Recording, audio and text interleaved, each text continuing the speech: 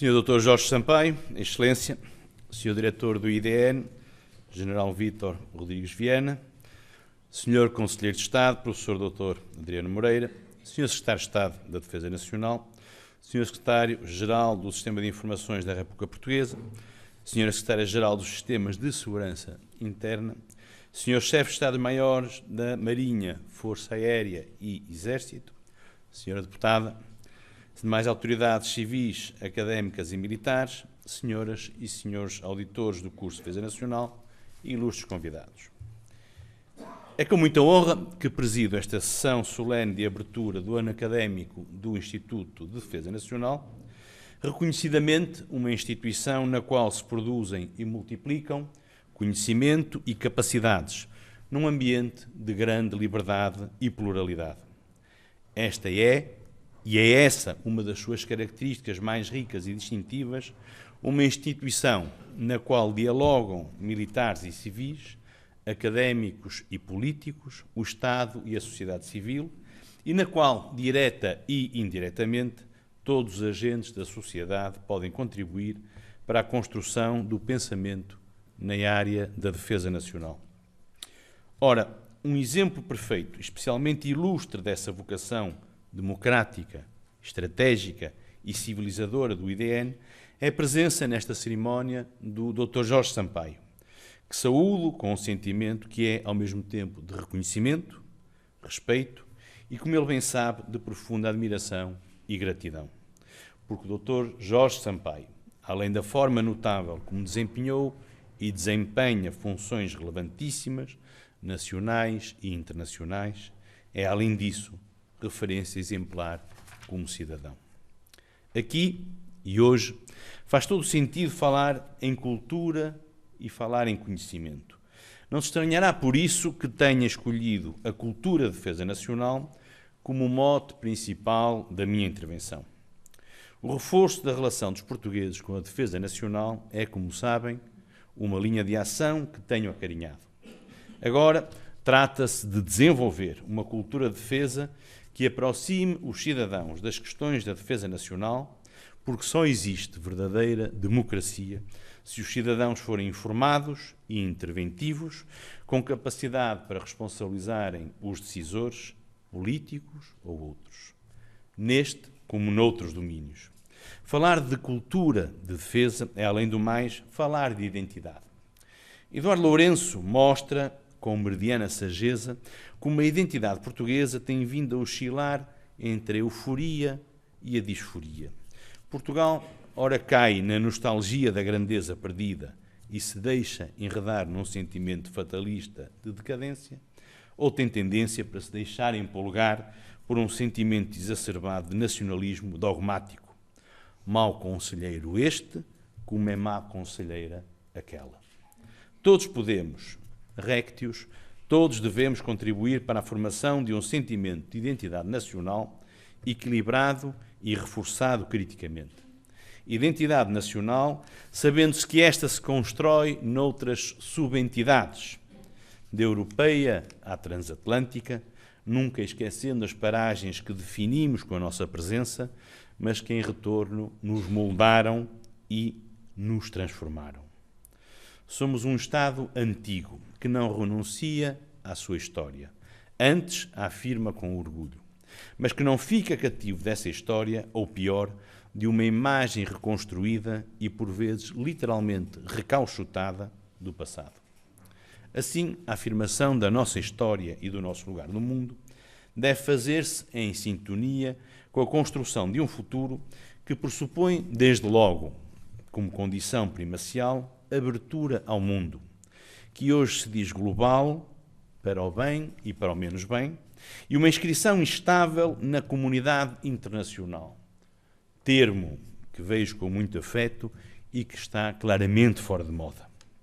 Por isso é que na defesa, por exemplo, temos procurado comunicar melhor com a sociedade em geral, porque essa, mais do que uma vantagem, e quem aqui a procurar só vantagem está a incorrer numa ilusão, representa o exercício, e é assim que o vejo, de um dever fundamental perante os cidadãos.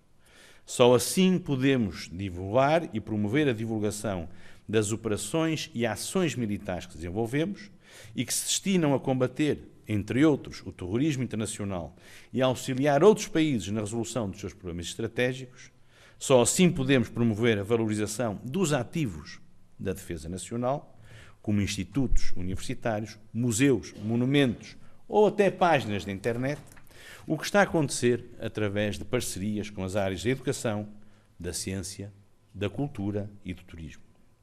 Mas também só assim cumprimos o dever de não esconder ou de procurar enviar para debaixo do tapete aquilo que porventura nos seja menos favorável. E dispensar-me-ão, com certeza, de elucubrar sobre este tópico. Há um assunto que, por justiça, já mencionei em diferentes ocasiões. É ele o do projeto denominado Referencial de Educação para a Segurança, a Defesa e a Paz, aliás, mencionado na intervenção inicial do Sr. Diretor do IDN, iniciado, e digo com toda a tranquilidade, pelo anterior Governo, e ao qual estamos agora a dar grande atenção. Pudemos já envolver nesta iniciativa um número significativo de agrupamentos de escolas e de escolas não agrupadas do Distrito do Porto e de Lisboa.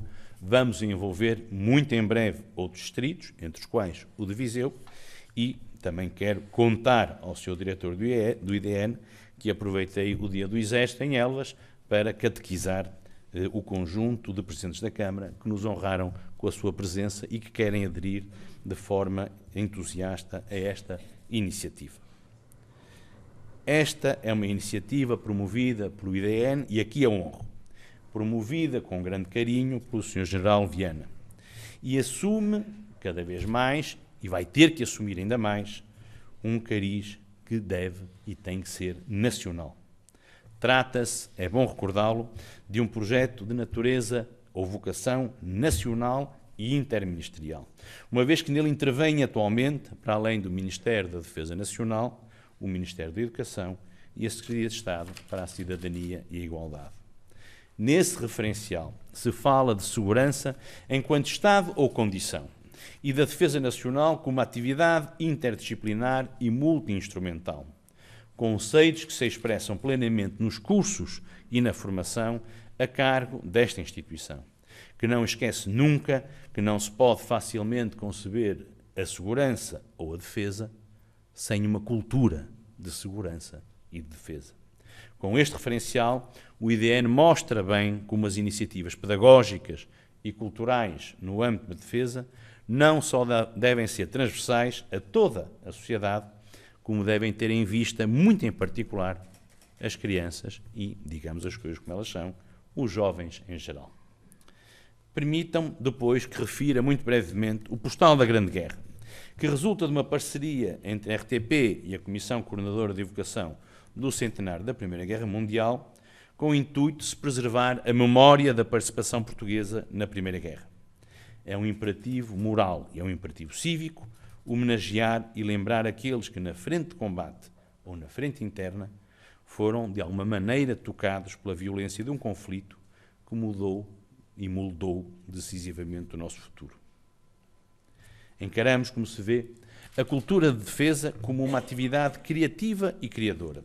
E, portanto, digamos as coisas como elas são, libertadora até, difusora e construtora dos valores democráticos e dos direitos humanos. Insisto nos direitos humanos, porque também deles muito pouco ou cada vez menos se fala. Pelo respeito pelo direito internacional humanitário, e não posso esconder como fiquei contente com a notícia a lançar no próximo ano, pelo IDN, sobre o curso de Direito Internacional dos Conflitos Humanos e da valorização e promoção da paz, da democracia e do Estado de Direito. Toda a atividade livre e dinâmica, se for cultural, é um ato de liberdade do espírito e do corpo, um ato de liberdade individual e coletiva. A defesa nacional só adquire toda a sua importância intrínseca e extrínseca se entendida num conceito amplo e numa praxis alargada de cultura. Daí a expressão cultura de defesa, que se liga à mais alta cidadania e ao mais elevado sentido de Estado. Uma cultura de defesa, como aquela que estamos a implementar, enquadra-se no conceito mais moderno e mais abrangente cultura e contribui para a consolidação da transparência e da ética em tudo o que tem a ver com a defesa e com as Forças Armadas. Por isso digo, já o disse e repito, a palavra inglesa accountability traduz bem esta intenção, mas a palavra portuguesa responsabilização não é menos expressiva. Não há estruturas fortes sem lideranças fortes. E não há estruturas e lideranças fortes sem uma preocupação contínua com a transparência, com o rigor, com a conduta e com a ética, que o mesmo é dizer, com a prestação pública e honesta de contas. Prestação quantitativa e prestação qualitativa, com a explicação daquilo que se faz, por que se faz e como se faz. Ora, transparência, rigor e ética implicam responsabilidade e implicam responsabilização. Implicam, como disse, accountability, e é-me muito particularmente honroso dizer o quanto encontro nas Forças Armadas este tipo de referências fundamentais para qualquer sociedade. É à luz deste conceito de responsabilidade e de responsabilização que o Governo acredita numa ação de autêntica cidadania e humanismo. E é também tendo este conceito como matriz que o Ministério da Defesa Nacional está a participar na construção de uma sociedade que esteja sustentada em ações, comportamentos, atitudes e valores mais justos, global e localmente. Ou localmente, para empregar um velho clichê e fazendo referência ao termo generalizado por Robertson em meados dos anos 90 do século passado, mas que, aliás, já foi utilizado no Japão desde os anos 80, ainda que num contexto diferente. Voltemos, então, mais diretamente ao modo que escolhi. As Forças Armadas, e em geral a Defesa Nacional, garantem a soberania, a independência e a segurança de Portugal. Mas não servem menos uma outra causa, a de permitir uma resposta eficaz e confiável aos compromissos que temos para com os nossos aliados e para com os nossos parceiros. Esta verdade chã, que é para nós uma evidência onde se joga o nosso destino coletivo enquanto povo, não é necessariamente para todos os nossos concidadãos. E com pena o digo. Ora, assim sendo, a responsabilidade por tal é nossa e só nossa.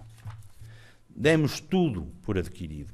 Habituámo-nos de modo confortável, eu não ia dizer burguês, mas não vou utilizar o termo, habituámos de modo confortável às teses que davam por garantidos vários fins, desde o fim dos riscos ao fim, veja-se lá, da própria história. E verificamos de surpresa em surpresa, quase sempre desagradável, como muito daquilo que déramos por adquirido vem sendo posto em causa de forma benigna, na melhor das hipóteses, ou brutalmente agressiva. Pense, para não ir mais longe, no Daesh e na sua radical anti-humanidade. Os vários projetos que temos em execução destinam-se a mostrar à sociedade em geral e aos jovens em particular que se as funções das Forças Armadas e da Defesa Nacional estão claramente definidas, devem também, além disso, ser conhecidas e ser interiorizadas como condição de melhor cidadania e de salvaguarda de direitos humanos. Lá volto eu aos direitos humanos. Funções tradicionais de defesa da independência, claro. De garantia da integridade do território, evidentemente. De interesse público, voltadas para a segurança e o bem-estar das populações? Sim, naturalmente. E cada vez mais. Funções no quadro das obrigações internacionais do Estado português, no campo político-militar, como a paleta de missões de paz e de caráter humanitário ou de combate a ameaças e agressões transnacionais no âmbito das organizações internacionais em que Portugal está integrado. Falo, principalmente, naquela que cada vez mais vejo como relação triangular que se deseja o mais eficiente possível e sempre mais virtuosa, e que envolve nos seus vértices a NATO, a União Europeia e, como é evidente, as Nações Unidas. A todas, em minha opinião, temos sabido responder, em geral, com competência, com rigor, com empenho, com crédito sempre reforçado para o Estado português. A forma, aliás, do duplo uso, que se tem como muito relevante num processo sólido de modernização das Forças Armadas, entra em todas estas missões que enunciei brevemente, ou a elas pelo menos subjaz. E é por isso um conceito a ter em conta naquela que designo como uma moderna cultura de defesa. É o duplo uso que permite, por exemplo, o desenvolvimento tecnológico, industrial e, consequentemente, económico. E essa afigura-se como dimensão de potencial muito significativo à luz do recente plano de ação da União Europeia, aliás, aqui glosado nesta casa há uns meses, virado para a construção ou para o desenvolvimento de uma indústria europeia de defesa e ancorado, naturalmente, na estratégia global da União Europeia, de que agora tanto se fala e de que em breve muito mais se irá falar, desde logo na próxima semana. Notei há pouco que a construção do nosso futuro comum enquanto nação e enquanto país europeu não se faz sem abertura ao mundo e sem um enquadramento estável e dinâmico na comunidade internacional. Falar de cultura de defesa é também falar do contexto em que estamos envolvidos, aliás, brilhantemente descrito pelo Dr. Jorge Sampaio, desde o salto qualitativo que se espera da União Europeia, e sabe-se como temos esperado, com um novíssimo entusiasmo por uma política de defesa comum, e vamos ver se trata de paixão ou se trata de amor, como pela nova visão internacional.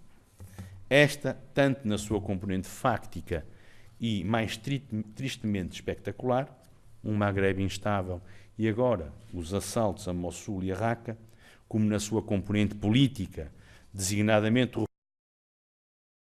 defesa nacional como instrumento determinante de uma política externa do século XXI. Não é por acaso que a dinamização da componente externa da defesa constitui um dos grandes eixos em que se consubstanciam a doutrina e a ação do Ministério. O nosso compromisso mais básico é agir no quadro das relações internacionais no respeito pelo cumprimento do direito internacional. Se assim não fosse, a política externa do país não estaria a contribuir para a reconstrução de uma certa ideia de civilização europeia, nem mereceria a credibilidade que lhe é reconhecida em Portugal e internacionalmente. A reputação, a boa reputação, ganha-se se tivermos uma defesa moderna e preparada e se soubermos ser produtores e coprodutores de tomadas de decisão. E estamos a sê-lo. No plano europeu, em matéria de defesa, nas Nações Unidas, em esforços no sentido de juntarmos forças na CPLP, no acordo de defesa entre Portugal e os Estados Unidos, no que tem a ver com a base das lajes e não só, etc., etc. Não menos importante, o desenvolvimento de uma cultura de defesa deverá refletir-se na modernização do pensamento sobre mecanismos que temos dado como imutáveis, mas em que a realidade, veja-se lá, teima em não corresponder àquilo que achamos que ela deve ser. Penso, por exemplo, na modernização que tem como imperativa da nossa doutrina sobre a cooperação técnico-militar, pensada há décadas, praticada há décadas e que começa a ser muito urgente atualizar. Também por isso é que estamos fortemente empenhados no desenvolvimento e na concretização de uma política de defesa em sintonia com o Ministério dos Negócios Estrangeiros. Desta articulação resultam, a meu ver, ganhos de ideias, ganhos de coerência e ganhos operacionais. Compete-nos compreender cada vez mais, com profundidade, conceitos que são centrais na defesa e na segurança. E tenho perante mim vários especialistas. E na própria cultura de defesa, como agressão, ataque armado e legítima defesa, cujo significado e enquadramento jurídico são hoje muito mais complexos do que aquilo que antevíamos ainda há muito pouco tempo. Compete-nos continuar a avaliar estes conceitos e a apresentá-los criticamente ao país, para que todos, decisores políticos, decisores militares, porque também o são, e cidadãos em geral, possamos usá-los e aplicá-los num contexto internacional que é imprevisível, por força das constantes alterações nos teatros de guerra, como a Síria e o Iraque, a Líbia, ou da evolução tecnológica e, por exemplo, dos novos desafios da cibersegurança e da ciberdefesa. Mas, não esqueçamos, também por força de um terrorismo transnacional que teima, veja-se lá, em conseguir metamorfosear-se de uma forma tão inventiva quanto perversa. O desafio que temos perante nós é o de uma visão panorâmica e, ao mesmo tempo, de pormenor sobre o nosso país, sobre o mundo e sobre as capacidades de que dispomos, civis, militares e académicas, insisto no académicas, tanto das Forças Armadas como das Forças e Serviços de Segurança, que devemos articular devidamente se queremos prevenir riscos e ter capacidade sempre para responder a eventuais crises internas e externas que, obviamente, ninguém deseja. Vou concluir. Por tudo aquilo que disse, resta-me apenas exprimir um desejo convicto dirigido ao Instituto de Defesa Nacional e aos seus responsáveis, na pessoa do Sr. General Viana. Que quem ensina, investiga e estuda no IDN continue a ensinar, a investigar e a estudar ao mais alto nível. Só assim, ensinando, investigando, projetando, explorando estratégias diferentes e inovadoras, produzindo ideias e ações novas, será possível estar neste presente, ou, se é complexo e exigente, com os olhos postos no futuro, mas não num qualquer futuro, antes num que seja cada vez mais democrático, plural, livre e sabedor. Muito obrigado.